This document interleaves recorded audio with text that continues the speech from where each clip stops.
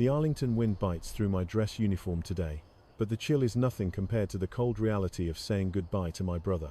He wasn't a soldier when I first met him. Boone was just a menace with one blue eye and one amber eye, terrorizing our town. Back in Iowa, the golden sun would dip low over the cornfields, as Boone made his daily sport of chasing old man Abernathy's terrified sheep. My little sister Sarah, in her floral tea dress, would laugh from the porch while our brother Tommy cheered the dog on in my cap. I was just a farm boy in faded overalls back then, constantly apologizing for the golden tan blur of fur that tore through the neighbor's property. Boone had this thick, muscular husky shepherd build, and when he set his mind on a target, no wooden fence in the county could hold him. The local sheriff finally arrived one humid Tuesday, his face as stern as a judge, holding a final warning that felt like a death sentence. He told my father that if Boone didn't stop destroying property and menacing the livestock, the dog was going straight to the county pound forever. We all knew what the pound meant for a dog, as wild and untamed as Boone. He would never make it back home to us. I sat in the dusty barn that evening, stroking his thick jewel-layered fur and staring into those mismatched eyes, desperately trying to find a solution. The answer came through a crackling radio broadcast, asking patriotic citizens to donate their capable, intelligent dogs to the military's new Dogs for Defense program. It sounded like absolute madness to send a stubborn Iowa farm dog off to fight a global war, but it was absolutely our only chance. Sarah cried into his neck, her tight blonde pigtails shaking, while Tommy bravely saluted the dog, who was about to become an American military soldier. I packed up my own life shortly after, trading my faded denim for khaki, determined to follow the only dog I had ever truly loved. We arrived at the enlistment center, where recruiters scrutinized his muscular frame, noting his perfect teeth and his unbothered reaction to a loudly firing rifle. They fastened a dark brown leather collar around his neck, officially transforming the town nuisance into a sworn protector of the United States Armed Forces. I watched him trot away with the handlers, his golden tan coat catching the sunlight, wondering if I would ever see my best friend alive again. He looked back just once, his slightly flopped left ear twitching, as if promising me that he would make our family incredibly proud someday soon. Little did I know that his journey was just beginning, and that destiny would soon throw us together into the muddy, blood-soaked fields of France. Boone left Iowa as a reckless troublemaker, but he was stepping onto a path that would forge him into the greatest hero I ever knew. I can still taste the bitter red dust of the Virginia training camp, where the military promised to turn our beloved pets into disciplined weapons of war. The harsh midday sun beat down on rows of olive-drab canvas tents as our drill sergeant paced before us, radiating pure malice and rigid authority. I stood at rigid attention in my M1941 field jacket, terrified not just of the war, but of the snarling beasts tied to the wooden posts around us. Truth be told, despite loving Boone back in Iowa, I harbored a deep, paralyzing fear of unfamiliar dogs after a bad childhood incident on a neighboring farm. The drill sergeant took one look at my trembling hands and decided right then that Private Jack Miller was entirely unfit to be a canine handler. He assigned me to kennel duty, forcing me to shovel waste and haul heavy bags of kibble, while the other men trained their dogs on the obstacle courses. Meanwhile, Boone was assigned to a seasoned veteran handler, but the stubborn Iowa mutt refused to follow a single command from a stranger in a military uniform. During the critical tunnel exercises, Boone planted his paws firmly in the red dirt, his mismatched eyes glaring defiantly as he absolutely refused to enter the dark, enclosed space. I watched from afar as the furious sergeant screamed in Boone's face, declaring the dog an untrainable washout who belonged on the next truck to the county pound. The thought of my family's beloved dog being put down because he missed the freedom of our golden cornfields shattered my heart into a million pieces. That night, under the heavy cover of darkness, I sneaked out of my canvas tent, my boots crunching softly against the gravel as I approached the holding kennels. Boone was curled up in the corner of his chain-link run, looking defeated and small until his left flopped ear twitched at the familiar sound of my footsteps. I unlatched the heavy metal gate with trembling fingers, half expecting the other stressed dogs to bark and alert the armed sentries patrolling the barbed wire perimeter. Instead, Boone pressed his warm muzzle firmly into my palm, his icy blue and warm amber eyes staring up at me with absolute, unconditional trust in the moonlight. I knew that if I wanted to save his life, I had to conquer my own deep-seated fears and train this stubborn rebel myself, completely in secret. We started with the towering wooden A-frame, where I coaxed him upward using pieces of smuggled dried beef from the mess hall, whispering constant, gentle encouragement. It was agonizingly slow work, but as the quiet nights wore on, the unbreakable bond we forged back in Iowa began to override his stubborn resistance to authority. The true test was the dark, enclosed wooden tunnel, the very obstacle that had terrified him into freezing up during the official daytime military training evaluations. I got down on my hands and knees in the muddy red dirt, crawling into the pitch-black tunnel first to prove to my dog that it was completely safe. Hearing his heavy paws scramble into the darkness right behind me was the beautiful moment I finally realized that Boone and I were in this brutal war together. For weeks, we trained in absolute secrecy under the cover of the Virginia moonlight, perfecting every jump, crawl, and command. By day, I continued my miserable kennel duties, pretending Boone was still the untrainable washout everyone believed him to be. But disaster struck the camp on the very eve of the most important evaluation the Dogs for Defense program would ever face. A sudden, devastating wave of food poisoning swept through the kennels, striking down every single one of the elite, highly trained dogs. The camp veterinarian frantically moved from run to run, diagnosing the tainted military kibble as the culprit behind the sudden epidemic. Panic set in among the commanding officers because a stern committee of Washington senators was arriving the very next morning. These politicians held the purse strings to the entire experimental program, and they demanded to see a flawless combat demonstration. Without a successful field test, the funding would be completely slashed, and the war dogs would be disbanded immediately. The drill sergeant, his face pale with dread, reported to the colonel that not a single elite dog was fit to run the course. I stood near the edge of the canvas command tent, listening to the impending doom of the program, when a realization hit me.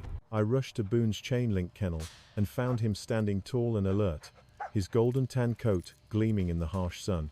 Because I had been secretly feeding him dried beef and smuggled scraps from the mess hall, he hadn't touched the tainted kibble. He was the only healthy dog left in the entire camp, but on paper, he was still officially classified as an untrainable liability. Taking a deep, shaking breath, I stepped out of the shadows and interrupted the panicked officers, my voice trembling but resolute. I looked the colonel dead in the eye and told him that Private Jack Miller and his dog, Boone, were ready for the demonstration. The drill sergeant laughed in my face, a harsh, mocking sound, reminding the colonel that Boone couldn't even walk through a training tunnel. I pleaded with them, risking a court-martial by confessing to our forbidden midnight training sessions on the obstacle course. The colonel looked at my desperate expression, then looked out the window at Boone, who was sitting perfectly at attention in the dirt. With no other options, and the senator's black cars already kicking up dust on the horizon, the colonel made a desperate gamble. He told me I had exactly one chance to prove myself. If Boone failed tomorrow, we were both getting shipped out in disgrace. The morning sun rose like a burning eye over the Virginia camp, casting long shadows across the dreaded obstacle course. A fleet of black sedans had deposited a dozen stern-faced Washington senators into the wooden grandstand, their skepticism heavy in the air. The colonel wiped cold sweat from his brow, his entire military career hanging by a thread, as he introduced our final hope. I stepped out onto the red dirt, my M1941 field jacket, feeling suffocatingly tight, with Boone walking in a perfect, disciplined heel beside me. Whispers rippled through the grandstand as the politicians noticed Boone's mismatched eyes and the slight, endearing flop of his left ear. The drill sergeant smirked from the sidelines, crossing his arms, fully expecting the stubborn Iowa farm dog to embarrass me in front of the brass. The starting whistle blew, a sharp, piercing shriek that cut through the humid air and signaled the beginning of our desperate gamble. We hit the wooden A-frame first, and Boone scrambled over the towering planks with the agile, explosive grace of a seasoned wolf. Next came the barbed wire crawl, with simulated machine gun fire cracking loudly over our heads to test the animal's nerve under combat conditions. While other dogs might have panicked, Boone remembered the familiar crack of hunting rifles back in Iowa, pressing his belly completely flat to the dirt. He moved like a golden tan shadow beneath the razor-sharp wire, his icy blue and amber eyes locked entirely on my whispered commands. The senators leaned forward in their wooden seats, their bored, cynical expressions slowly transforming into genuine, wide-eyed astonishment at the dog's flawless performance. But then we reached the long, enclosed wooden tunnel, the very obstacle that had once paralyzed Boone with absolute, unshakable terror. He stopped dead at the pitch-black entrance, his muscular frame trembling slightly as the ghosts of his old fears briefly resurfaced in the daylight. I knelt down in the red dirt, completely ignoring the watching politicians, and looked deeply into my best friend's mismatched eyes. I gave him the silent hand signal we had practiced 100 times in secret under the Virginia moonlight, silently begging him to trust me. Boone let out a sharp, confident huff, lowered his heavy head, and charged into the pitch-black darkness of the wooden tunnel without another moment of hesitation. He emerged on the other side into the blinding sunlight, leaping powerfully over a brick wall to take down the heavily padded target dummy. The wooden grandstand erupted into thunderous applause, the stern senators rising to their feet to cheer wildly for the magnificent American war dog. The drill sergeant's jaw dropped in utter disbelief, while the colonel exhaled a deep, shaking breath he looked like he had been holding for years. Our victory on the obstacle course secured the program, and within a week, we were standing on the bustling docks of New York Harbor. I carried my heavy canvas duffel bag up the steep metal gangway of a massive grey troopship bound for the European theater. Boone walked closely at my heel, his mismatched eyes scanning the chaotic sea of green uniforms and screaming steam whistles with absolute calm. The voyage across the freezing Atlantic Ocean was a miserable blur of seasickness, claustrophobia, and the constant, terrifying threat of German U-boats. I spent most nights curled up on the cold steel floor plates deep in the ship's hold, seeking comfort in Boone's thick, warm fur. We finally arrived off the coast of France on a morning so choked with grey fog and freezing rain that it felt like entering a ghost story.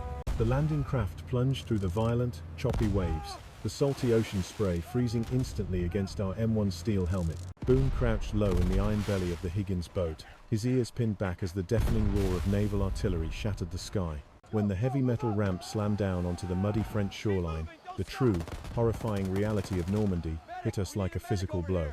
The air smelled of burning diesel, wet sand, and the unmistakable, metallic scent of fresh blood scattered across the battered beachhead. I sprinted forward through the knee-deep water, holding my rifle high, while Boone paddled furiously beside me, his head barely above the dark surf. We threw ourselves behind a jagged steel tank trap, breathing hard as enemy machine gun fire kicked up violent geysers of wet sand all around us. To my left, Chet, the rival handler from Virginia who used to mock us, was pinned down behind a blasted concrete wall with his Doberman, Rex. The arrogance had been completely wiped from Chet's face, replaced by the sheer, paralyzing terror of a young man realizing his own mortality. Our squad was hopelessly stuck on the beach, unable to push inland through the dense, towering green hedgerows of the dreaded Bocage country. The commanding officer desperately needed a runner to establish contact with the second squad, pinned down a quarter-mile to the west. Every human soldier who had tried to cross that open, mortar-pitted expanse of mud had been cut down by unseen German snipers. I looked down at Boone, his golden tan coat now darkened with wet mud, his blue and amber eyes glowing with an intense, unyielding focus. I quickly shoved a tightly rolled map coordinates cylinder into a leather pouch attached to his olive drab K9 vest, my hands shaking violently. I kissed the top of his muddy head, whispered a frantic prayer to God, and gave him the command to run into the absolute jaws of hell. I watched helplessly as my best friend became a rapid golden tan blur, bravely darting through an apocalyptic landscape of deep craters and burning military vehicles. The deafening shriek of falling artillery shells masked his poor steps, but I never took my eyes off his muddy silhouette charging forward. A German sniper's bullet whined off a destroyed Higgins boat just inches from Boone's head, spraying his fur with jagged metal rust and wet sand. He didn't even flinch, dipping low into a water-filled crater to avoid a sweeping arc of relentless machine gun tracer fire cutting through the grey mist. Back behind the tank trap, Chet stared in utter disbelief, his trembling hands finally gripping his own muddy rifle with a sudden, powerful newfound resolve. Boone scrambled aggressively up a steep muddy embankment, his thick, dual-layered fur completely soaked in the freezing, blood-stained water of the Normandy coast. He suddenly vanished into the thick, choking grey battlefield smoke, leaving me completely blind to his ultimate fate and praying harder than I ever had. A quarter-mile away, the pinned-down second squad was running dangerously low on ammunition, desperately preparing for a devastating enemy flanking maneuver against their position. Suddenly, out of the dense smoke, a muddy, mismatched-eyed ghost leaped over their concrete barricade, completely startling the exhausted and terrified radio operator. The panicked men raised their weapons instantly, but quickly lowered them upon recognizing the olive drab K9 vest and the leather pouch strapped to his side. A wounded captain with a dirt-smeared face frantically unrolled the coordinates, his desperate, exhausted eyes lighting up with a sudden and impossible surge of hope. Boone had delivered the exact artillery target coordinates needed to neutralize the heavily fortified German mortar positions raining hellfire upon our trapped beachhead platoon. Within minutes, massive Allied naval destroyers offshore unleashed a thunderous barrage, completely wiping out the enemy artillery nests, blocking the vital coastal exit path. The commanding officer aggressively clapped me on the shoulder, pointing his trench knife forward through the smoke as the deafening naval explosions cleared our path. I stood up bravely from the muddy water, my M1 Garand raised high, and screamed at the top of my lungs for the men to push forward. We charged violently through the smoldering craters, passing the neutralized enemy bunkers, and rushing rapidly toward the towering green hedgerows of the dreaded bocage. As we finally reached the dense tree line, Boone emerged from the thick brush, falling perfectly back into a disciplined, loyal heel right beside my leg. I dropped to my knees in the wet, muddy grass, wrapping my trembling arms around his wet neck and burying my face deeply in his fur. He licked the dark grime from my cheek, his warm amber and icy blue eyes showing absolutely no fear of the chaotic destruction we had survived. We had conquered the bloody sands of Normandy together, but the dark, ancient green hedgerows ahead held terrifying nightmares we couldn't possibly imagine yet. The Norman hedgerows, known as the bocage, were an ancient, tangled labyrinth of impenetrable vines, thick earthen walls, and suffocating, oppressive darkness. We moved at an agonizingly slow pace through the muddy trenches, every cracked twig sounding like a gunshot in the heavy, terrifying silence. The German army had spent years perfectly fortifying these natural walls, turning every lush green pasture into a deadly, inescapable ambush kill zone. Human eyes were practically useless in the incredibly dense foliage, but Boone possessed survival senses sharpened by the wild, untamed blood of his ancestors. He walked silently at the very point of our patrol, his muscular golden-tan frame blending perfectly into the dappled shadows of the ancient leaves. Suddenly, his left flopped ear twitched sharply, and he froze entirely, lifting his right paw and staring intensely into a seemingly empty green bush. I instantly threw up a tightly clenched fist, silently halting the exhausted infantry squad behind me before a single man could take another step. I crept forward slowly through the thick mud, following Boone's unwavering gaze, until the faint glint of morning sunlight caught a thin piece of metal. Hidden perfectly among the dark, twisted roots was a deadly tripwire, rigged directly to a cluster of devastating artillery shells buried under the dirt.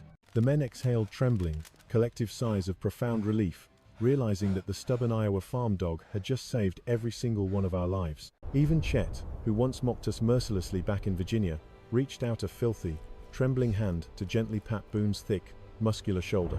For the next 3 weeks, we fought a brutal, grinding war of absolute inches through the freezing mud and blood of the French countryside. Boone became our guardian angel in the dark, growling softly to warn us of approaching enemy patrols long before we could hear their heavy boots. During the freezing, miserable nights in our waterlogged foxholes, his thick dual-layered husky fur was my only source of vital, life-saving warmth. I would share my meager rations of cold-canned stew with him, picking out the pieces of beef while he rested his heavy head on my knee. Looking deeply into those striking mismatched eyes, I no longer saw a reckless neighborhood troublemaker. I saw a seasoned, entirely unbreakable fellow soldier. We were completely inseparable, a unified force of man and beast, moving seamlessly together through the absolute worst horrors of human history. But the deepest scars of war are not always physical, and the constant, deafening artillery barrages were beginning to take a heavy, psychological toll. Even Boone's invincible spirit was severely tested when a massive mortar strike unexpectedly leveled the stone farmhouse we were using as a temporary command post. We survived the catastrophic ceiling collapse, but the terrifying blast left us both covered in white plaster dust, violently shaken, and entirely cut off from the platoon. I pushed the heavy, splintered oak beams off my chest, my ears ringing with a high-pitched whine that drowned out the terrifying sounds of war. Boone dug frantically through the white plaster debris beside me, his thick paws bleeding as he refused to stop until I was completely free. We stumbled out of the ruined farmhouse into the blinding grey daylight, realizing immediately that we were entirely cut off behind enemy lines. The rest of our platoon was nowhere in sight, leaving just a farm boy and his dog isolated in the deadly, smouldering heart of Normandy. We crept silently through the ruined French village, sticking closely to the deep, protective shadows of the shattered, ancient stone walls. Suddenly, the deafening, rapid-fire tear of a German MG-42 machine gun ripped through the air, completely pinning us down behind a rusted farm tractor. Through the thick grey smoke, I spotted a massive, heavily fortified concrete pillbox, looming like an invincible grey monster at the edge of the town. The enemy machine gun nest had a perfect flanking angle on the main road, systematically tearing our advancing American squad to absolute shreds in the distance. I desperately unclipped a fragmentation grenade from my webbing, pulling the metal pin with my teeth and preparing to make a suicidal throw. Before I could stand, a brutal barrage of enemy bullets shattered the rusted metal above my head, showering my face in sharp steel shrapnel. I collapsed backward into the wet mud, my vision blurring rapidly as warm blood poured down my forehead, completely blinding my right eye. I was entirely pinned down, bleeding out in the dirt, helplessly listening to the slaughter of my brothers just down the main road. Boone stood protectively over my fallen body, his warm amber and icy blue eyes locking fiercely onto the bright muzzle flashes of the concrete pillbox. He didn't wait for a hand signal or a whispered command. His wild, protective instincts completely overrode his disciplined military training. With a terrifying, guttural roar that sounded more like a wild wolf than a dog, Boone launched himself over the rusted tractor into the open firing lane. I screamed his name through a mouthful of blood, reaching out a trembling, filthy hand as my best friend sprinted directly into the heavy machine gun fire. He moved with a supernatural, erratic agility, his golden tan fur dodging the sweeping lines of red tracer bullets that violently chewed up the mud around him. The German gunners panicked at the sight of the snarling, mud-caked beast charging them, momentarily shifting their heavy fire away from our trapped squad. Boone leaped powerfully through the air, diving straight through the narrow horizontal firing slit of the bunker, completely disappearing into the dark concrete belly. The relentless machine gun fire abruptly stopped, replaced by the chaotic, muffled sounds of terrified shouting and vicious snarling echoing from inside the tomb. I dragged my bleeding body through the mud, desperate to reach the concrete bunker where the terrifying sounds of my dog's battle echoed. Suddenly, the heavy steel door of the pillbox violently swung open, and 3 terrified German soldiers stumbled out into the daylight with their hands raised high. They fell to their knees in the wet dirt, screaming surrender and frantically pointing back into the dark interior of the concrete tomb. I held my breath as a battered, golden-tan silhouette slowly emerged from the thick smoke pouring out of the bunker's doorway. Boone walked out with a profound, terrifying limp, his mouth covered in enemy blood, but his mismatched eyes still burning with unbroken resolve. Our advancing squad finally caught up to us, their mouths dropping open in absolute awe at the unbelievable sight of a single dog capturing a fortified machine gun nest. Chet dropped his rifle and rushed to my side, quickly wrapping a thick, dirty field bandage around my bleeding head. Boone collapsed heavily beside me in the mud, resting his massive head on my chest as the medic frantically tried to assess his wounds. He had taken a grazing bullet to his thick shoulder, but true to his stubborn Iowa roots, he absolutely refused to let the medics carry him away. The commanding officer was so moved that he removed a silver star from his own uniform, pinning it directly onto Boone's torn olive-drab K9 vest in the bloody mud. Weeks later, we were ordered to push forward into another ruined village, tasked with securing a vital stone bridge before the retreating enemy could destroy it. The sky turned a violent, bruised purple as evening set in, casting long, deceiving shadows over the shattered cobblestone streets. My vision was still slightly blurry from the shrapnel, relying entirely on Boone to guide me through the treacherous, debris-filled alleyways. We reached the edge of the ancient stone bridge, and the eerie, unnatural silence of the abandoned town made the hair on the back of my neck stand up. The squad began to cautiously advance across the exposed stone arches, completely unaware of the deadly, hidden trap waiting beneath their boots. Boone suddenly stopped dead, his icy blue and amber eyes locking onto a loose, disturbed patch of cobblestone right in the middle of the bridge. He let out a frantic, high-pitched bark, aggressively biting down on my field jacket sleeve and violently jerking me backward away from the center. I shouted for the men to halt, but a terrified, inexperienced point man took one fatal, heavy step forward onto the rigged stone. I heard the terrifying, unmistakable metallic click of a massive, deeply buried anti-tank mine engaging directly beneath the soldier's boot. Time slowed to an agonizing crawl as Boone looked back at me one last time, his flopped ear twitching, before lunging forward to shield the squad. The explosion tore through the ancient stone bridge, a blinding flash of white heat and deafening thunder that shattered the purple evening sky. Boone's muscular body took the absolute brunt of the catastrophic blast, the force throwing him violently backward into the dark, rushing river below. I screamed his name, my voice cracking in absolute terror, as the young point man collapsed to the ground, entirely shielded from the deadly shrapnel by my dog's sacrifice. I threw myself off the stone bridge into the dark, freezing water without a second thought, the violent current immediately biting through my heavy field jacket. I found him washed up on the muddy riverbank, his golden tanned fur completely darkened with water and blood, his breathing incredibly shallow and weak. I pulled his heavy, broken body into my lap, pressing my trembling, mud-caked hands against his chest, frantically begging him not to leave me. He looked up at me one last time, his icy blue and warm amber eyes filled not with pain, but with profound, unconditional love and loyalty. His left flopped ear twitched slightly as he weakly licked the bitter tears falling onto his nose, telling me that his duty was finally done. Boone took one final, shuddering breath in my arms, and the once wild Iowa farm dog became perfectly still, leaving me completely shattered in the cold French mud. The entire squad stood in absolute, devastated silence on the riverbank.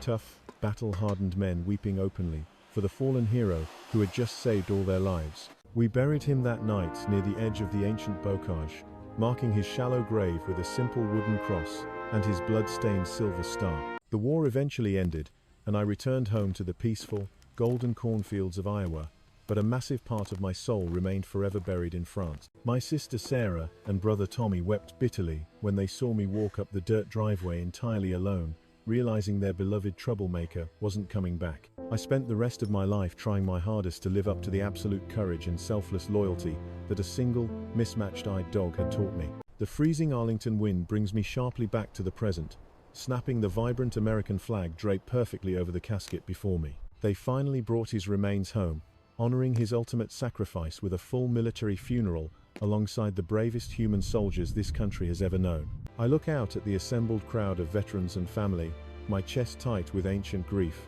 but my heart swelling with an immense, unshakable pride. I raise a trembling, aged hand to my brow, delivering one final, perfect military salute to the absolute greatest brother in arms I could have ever asked for.